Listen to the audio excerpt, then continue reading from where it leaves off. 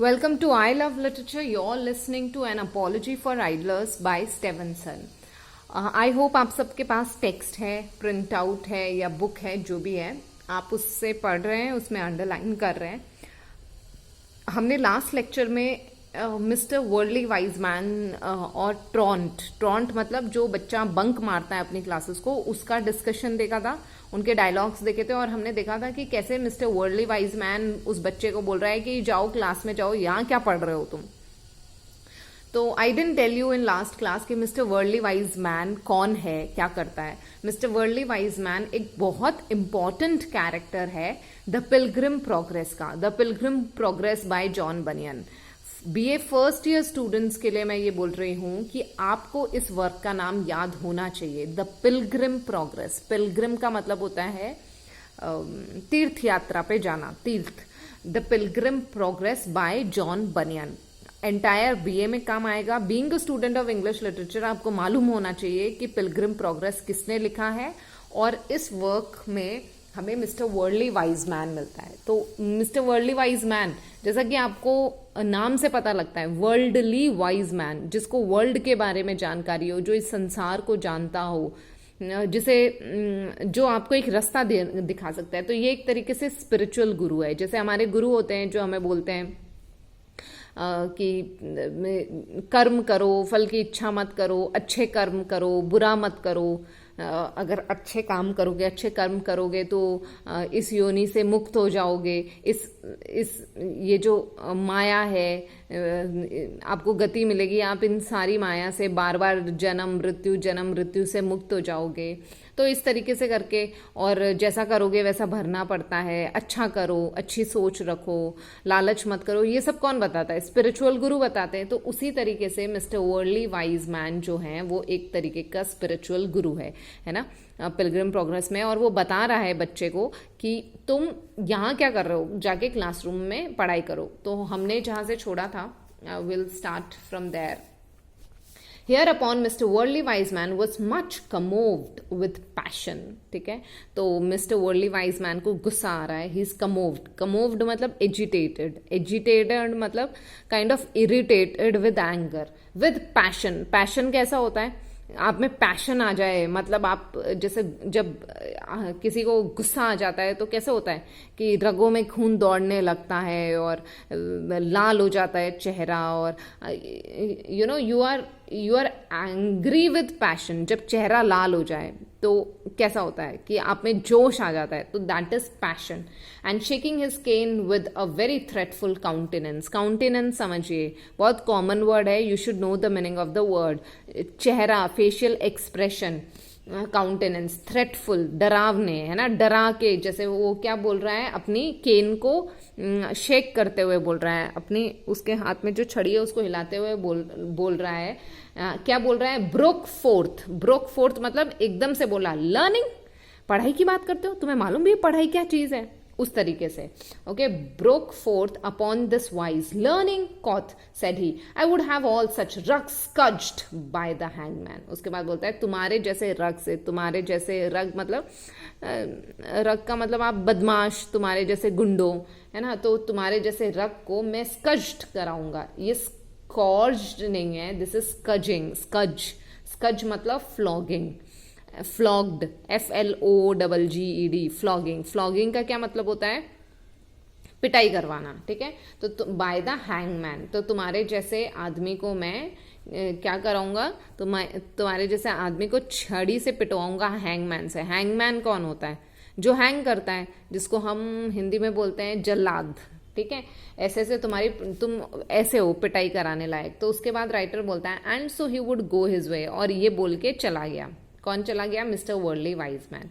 Ruffling out his cravat with a crackle of starch and like a turkey when it spread its feathers. तो writer कहीं ना कहीं मजाक उड़ा रहा है कि चला गया. कैसे चला गया? जैसे हम हिंदी में बोलते हैं कि ये कह के वो तोते की तरह उड़ गया, उसके तो तोते उड़ गए. उसके बाद हम कहते हैं, और भी हम कहते हैं कि वो तो गधे जैसा काम किया है, या इस तरीके से जैसा हम कहते हैं उसी तरीके से आप इसको समझिए कि इंग्लिश में राइटर हमें बोल रहा है. And so he would go his way, और उसके बाद चला गया. Ruffling out his cravat. Cravat आपने 26 जनवरी की अगर परेड देखी है तो आपने देखा होगा कि वहाँ पे जितने भी डिफेंस वाले परेड करते हैं तो वो सब अपने गले में एक स्कार्फ लगा के रखते हैं, कॉलर के अंदर एक स्कार्फ होता है। एनसीसी वालों को देखा होगा, स्काउट एंड गाइड वालों को देखा होगा आपने, उस स्कार्फ को क्रिवेट बोलते हैं। तो वो क्रिवेट को रफल आउट, उसके सल निकालते हुए, उसमें सलवटें जो होती है उसको निकालते हुए विद अ क्रैकल आवाज होती है ऑफ स्टार्च, एकदम स्टार्च से, जैसे बोलते हैं ना nicely dressed up type.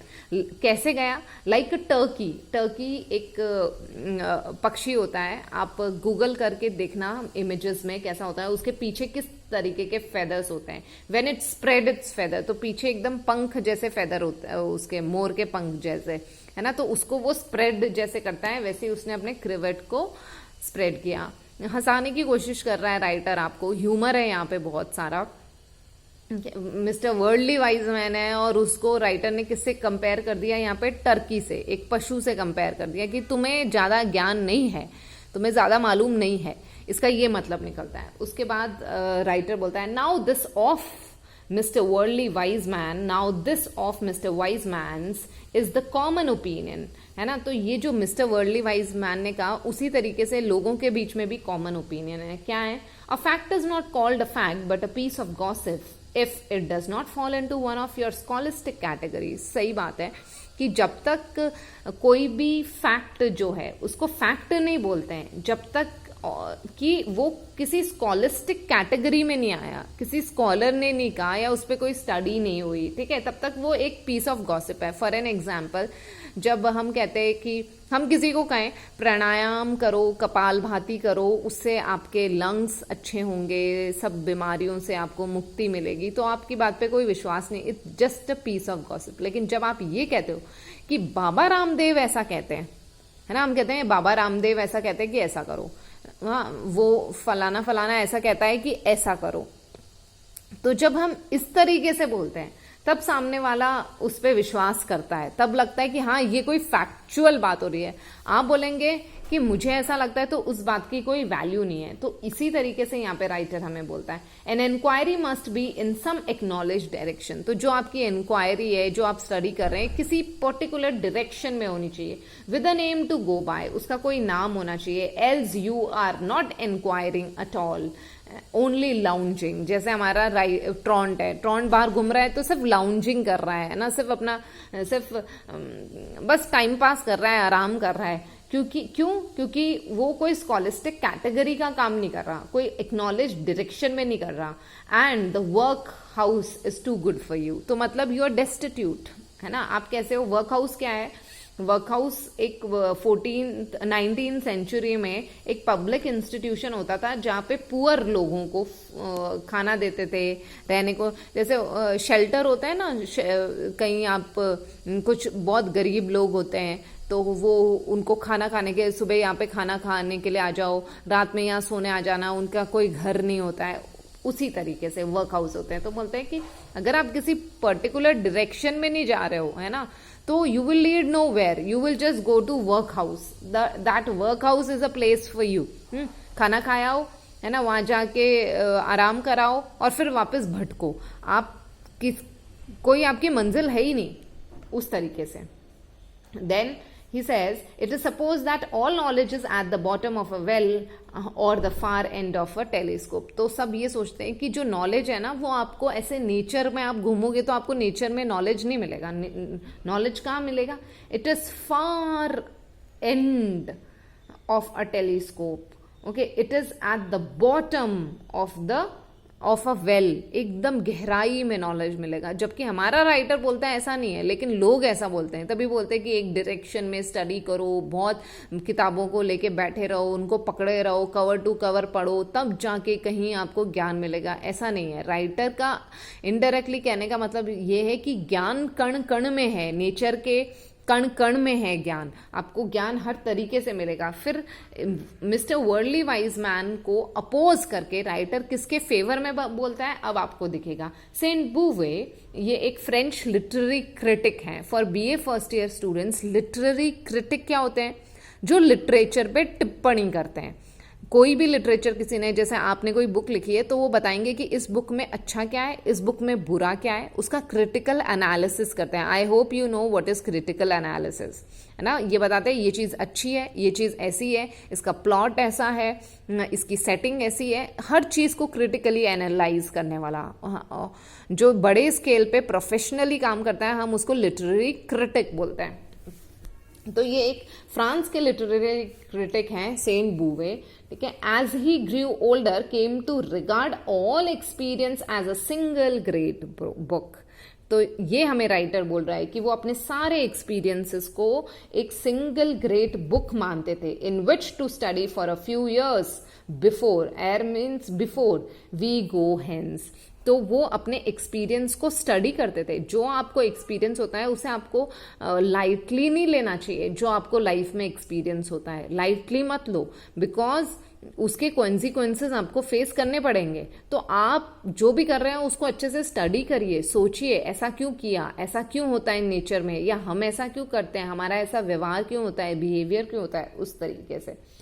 And it seemed all one to him whether you should read in chapter 20, which is the differential calculus, or in chapter 39, which is hearing the band play in the gardens। तो writer बोल रहा है कि उनके लिए हर चीज same है।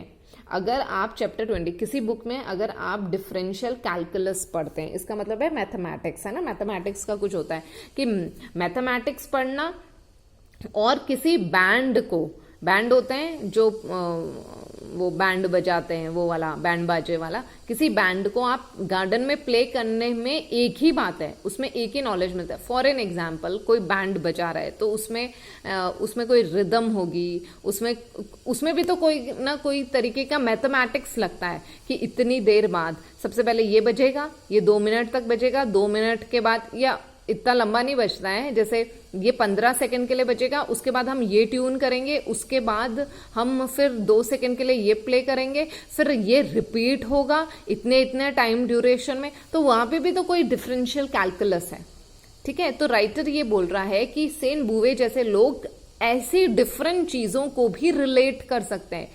तो राइटर आपको ये समझाने की बात कह रहा है कि जो क्लास में आप पढ़ते हैं वो आपको नेचर में भी मिलेगा। यहाँ पे राइटर ये बोल रहा है कि बुक 20 में जो आप बुक में पढ़ रहे हैं वो आपको बाहर गार्डन में भी मिलेगा, नेचर में भी मिलेगा। समझने की कोशिश करिए, ठीक है। जो डिफरेंशियल कैलकुलस है वो आपको कहाँ मिलेगा, वो आपको बुक में मिलेगा, हाँ। लेकिन somebody playing band in the garden आपको कहाँ मिलेगा, band plays in the garden वो आपको कहाँ मिलेगा, वो आपको गार्डन में मिलेगा, बाहर मिलेगा। तो क्या आप इन चीजों को कोरिलेट कर सकते हैं? वो स्टूडेंट्स जो चीजों को कोरिलेट नहीं कर सकते उनका पढ़ना स्क्रैप्स है, वो स्क्रैप पढ़ रहे हैं, थोड़े दिन बाद भूल जाएंगे, उसको पढ़ने में कोई फायदा नहीं है। राइटर ये हमें बताने की कोशिश कर रहा है जो आप पढ़ते किताब में आपको समझ ही नहीं आ रहा, रट्टे जा रहे हो, तो क्या मतलब है ना। तो यही मतलब है। As a matter of fact, an intelligent person looking out of his ears and hearkening in his ears with a smile on his face all the time will get more true knowledge than many other in a life of heroic vigil। तो वो intelligent person जो अपनी आंखों से देखता है और अपने कानों से सुनता है, with a smile on his face all the time, will get more true knowledge. वो ट्रू नॉलेज है जो देखते हो उससे भी सीखते हो, है ना, और जो आप सुनते हो उससे भी सीखते हो। फॉर एन एग्जाम्पल आप सुनते हैं कि इतनी चोरियां होती है, इतने मर्डर होते हैं, आप सुनते हैं, आप न्यूज़पेपर में पढ़ते हैं।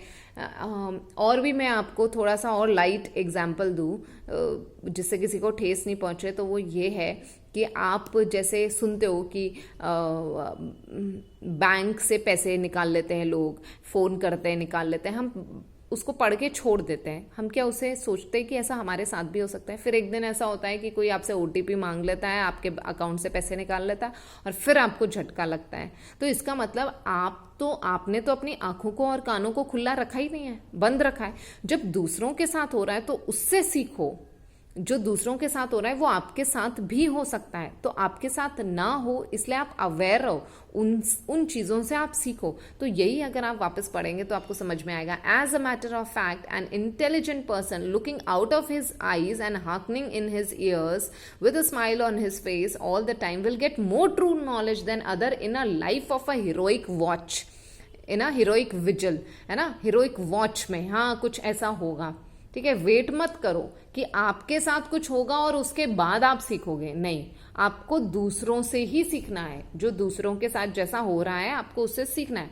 There is certainly some chill and arid knowledge to be found upon the summit of formal and laborious science। तो यहाँ पे राइटर बोल रहा है कि साइंस में, लेबोरियस साइंस में, फॉर्मल क्या होती है, क्लासरूम में स्टडीज फॉर्मल होती है ना। बाहर अगर कोई बोले कि चलो घूमते घूमते पढ़ाते हैं तो वो फॉर्मल स्टडीज नहीं है, इनफॉर्मल स्टडीज है। तो इसी तरीके से राइटर यहां बोलता है there is certainly some chill and arid. Arid का मतलब आपको मालूम होता है सूखा, लेकिन यहाँ पे सूखा मतलब नहीं है। एरिड नॉलेज का मतलब है लिटिल और no knowledge. No knowledge, you will get, इतना कम आपको नॉलेज मिलेगा कि वो नो नॉलेज जैसा ही है। There is certainly some chill and little knowledge to be found upon the summit of formal laborious science. Laborious क्यों है, आपसे बहुत मेहनत कराता है, लेबर जैसे आपसे मेहनत कराता है, तो उसके टॉप पे, समिट मतलब टॉप पे आपको बहुत कम नॉलेज मिलेगा, but it is all round about you. लेकिन वही नॉलेज जो आपको उसके टॉप पे साइंस फॉर्मल एजुकेशन में मिलेगा, है ना, आप बार बार क्लासरूम जाके आपको मिलेगा। ज्योग्राफी में फॉर एन एग्जांपल, ज्योग्राफी की क्लास है, डेली ये पढ़ाते हैं, इस तरीके के पेड़ होते हैं, इस तरीके के पत्ते होते हैं, इस तरीके की जलवायु होती है, इस तरीके की नदियां होती है। अगर कोई ले जाके दिखा दे तो आपको ज्यादा अच्छे से नॉलेज आएगा। तो उसी तरीके से यहाँ पे राइटर बोल रहा है कि but it is all round about you, knowledge आपके वही चारों तरफ है। And for the trouble of looking, बस आपको देखने की क्या करनी है, कष्ट उठाना है देखने का। For the trouble of looking that you acquire the warm and palpitating facts of life, कि अगर आप देखने का कष्ट करेंगे तो आपको चारों तरफ वार्म एंड पेल्पेटिंग, पेल्पेटिंग मतलब जिसको आप फील कर सकते हैं, वो फैक्ट्स ऑफ लाइफ दिखेंगे। While others are filling their memory with the lumber of words, one half of which they will forget before the week be out.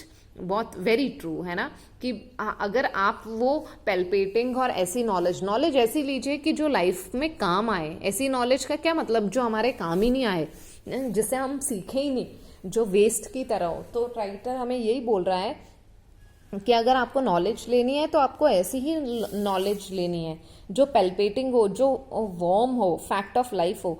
उन लोगों की तरह अपने मेमोरी को लंबर मतलब रद्दी, फॉर एन एग्जाम्पल रद्दी, वर्ड की रद्दी है ना, जिनका कोई यूज नहीं होता, रद्दी वर्ड से नहीं सीखना है। One half of which they will forget before the week be out, और आधे से ज्यादा वो भूल जाएंगे उसे वीक के जाने से पहले। योर ट्रॉन्ट में learn some really useful art, ये जो ट्रॉन्ट है ये कुछ यूजफुल आर्ट सीखेगा। To play the fiddle, fiddle एक इंस्ट्रूमेंट होता है ना, जैसे अपने सितार होते हैं उस तरीके से, आप देख सकते हैं गूगल करके। To know good cigar, cigar कैसे करते हैं, स्मोक करते हैं। और टू स्पीक विद ईज, बात कैसे करते हैं। फॉर एन एग्जाम्पल, बच्चों को अगर आप बोलो 11-12 साल के बच्चों को, तो दो तरीके के बच्चे होते हैं। एक को आप बोलोगे कि जाओ शॉप पे जाके पूछ के आओ ये कितने का आता है और ये चीज़ लेके आओ, तो वो एक ही चीज़ लेके आएगा और शॉप पे एक ही चीज़ पूछ के आएगा। एक बच्चा होता है जो बात करने में बहुत होशियार होता है, खेलता कूदता है ना, तो वो वापस घर आके आएगा तो बताएगा मम्मी रास्ते में ये हो रहा था, पापा रास्ते में ये हो रहा था, मैं उस शॉप पे भी गया, उन्होंने इतने का बताया, उन्होंने इतने का बताया। मतलब आपको आर्ट ऑफ टॉकिंग आता है। ठीक है, बड़े भी हो जाते हैं, तो बच्चों के साथ तो छोड़िए, बड़े जब आप 18-19 ईयर्स के होते हैं तो आपको कोई आपके फादर या मदर काम से भेजते हैं, वापस आने के बाद वो आपसे 2 क्वेश्चन ज़्यादा पूछते हैं, तो आप बोलते हैं ये तो मैंने पूछा ही नहीं। तो बोलते क्यों नहीं पूछा, आपने ये पूछने का बोला ही नहीं था, जो जितना आपने बोला उतना मैंने पूछा। तो आपने क्यों नहीं सीखा और ज़्यादा पूछना, क्यों? क्योंकि आपको वो एक्सपोजर ही नहीं मिला, आप बात ही नहीं करते हो लोगों से, बुक्स में घुसे रहते हो। तो इसी तरीके से राइटर बोलता है to speak with ease and opportunity to all varieties of man, है ना। तो और आपको अपॉर्चुनिटी मिले बात करने की सभी वेराइटी ऑफ मैन से। तो यही हमारे लिए राइटर हमें ये बता रहा है कि जो वर्ल्डली वाइज मैन हमें बोल रहा है, हमें तो वर्ल्डली वाइज मैन ये बोल रहा है कि क्लास रूम में जाके पढ़ाई करो, लेकिन उनकी तरह नहीं, उसको तो टर्की बना दिया है, यहाँ पे टर्की जैसा बना दिया हमारे राइटर ने। राइटर हमें बोल रहा है सेंट बुवे जैसा काम करो, जो भी किताब में पढ़ते हो उसको रियल लाइफ से आप कनेक्ट करो। अगर नहीं कर पा रहे हो तो जो आपने बुक में पढ़ा है that is only a number of words, जिसे आप थोड़े दिन बाद भूल जाओगे। Thank you for listening.